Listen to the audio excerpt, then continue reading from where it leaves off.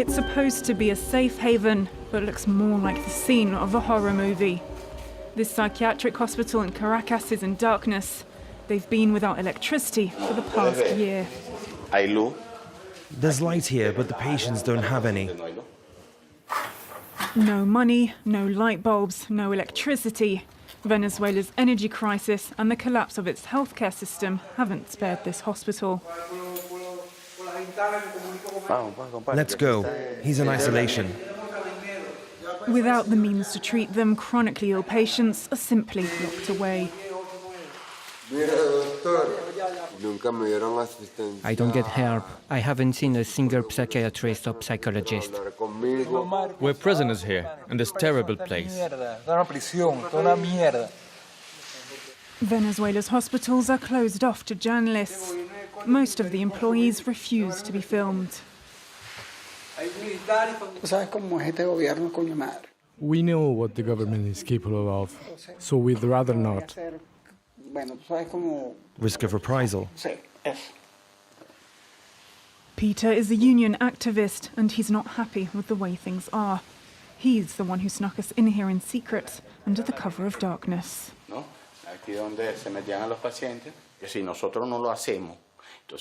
If we don't speak out on behalf of patients who can't speak for themselves, then who will? Nobody looks out for them. He's worked here for 30 years. It used to be a highly regarded hospital.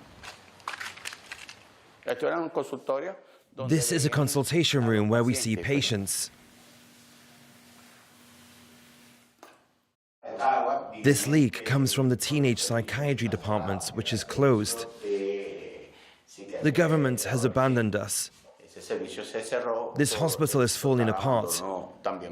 It's 117 years old, but it's been destroyed in less than 20 years.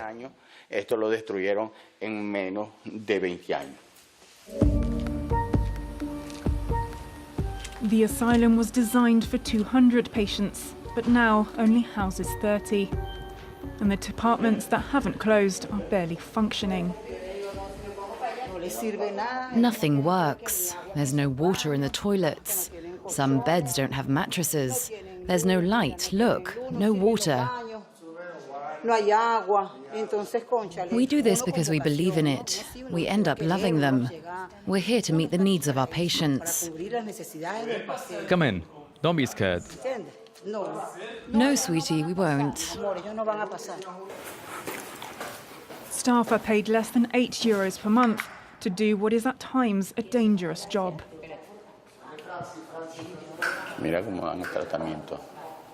Look how we have to treat them. In the pitch black. A patient could come from behind and hit you at any moment. Once a member of security was killed by an aggressive patient. He was disfigured. The poor family mourned him, and nobody did anything. Not the minister, nor any organization.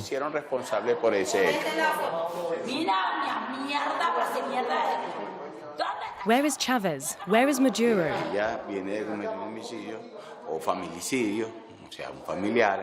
She killed a member of her family, and she's killed another patient. The courts decided she would live out her sentence in the hospital.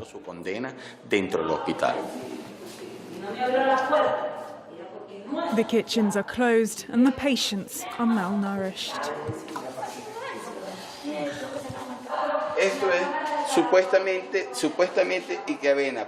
That's supposed to be oat milk, but as you can see, it's mainly water and very little milk. And the patients won't have anything else to eat or drink until tomorrow at 8 a.m. Then they will have another glass of oat milk and maybe one piece of cornbread.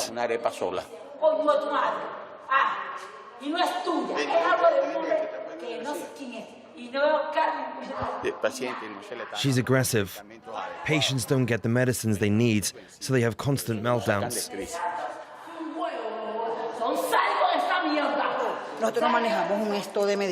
We don't have any medicine in stock.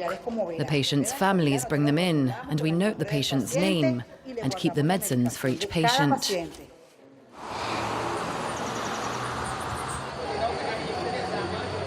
The government lays the blame for this shortage of medicines on economic sanctions imposed by the West and the US. Tempers at the National Assembly run high. Sí. Constituyente Octavio Solórzano.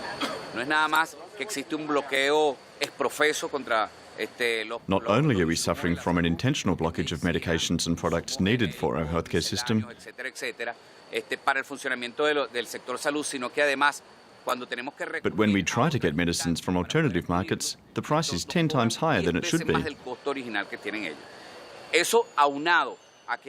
And our petrol is under embargo, so our exports have collapsed. We don't have the dollars to buy medicine.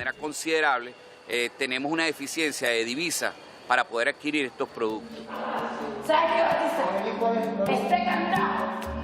The Venezuelan state is broke. But for some, the country's healthcare crisis is due to inefficient economic policies and widespread corruption. Those who have medicine are the hospital directors. They hold them. They should be in prison. They give private consultations and prescribe the medication meant for our patients to their private patients.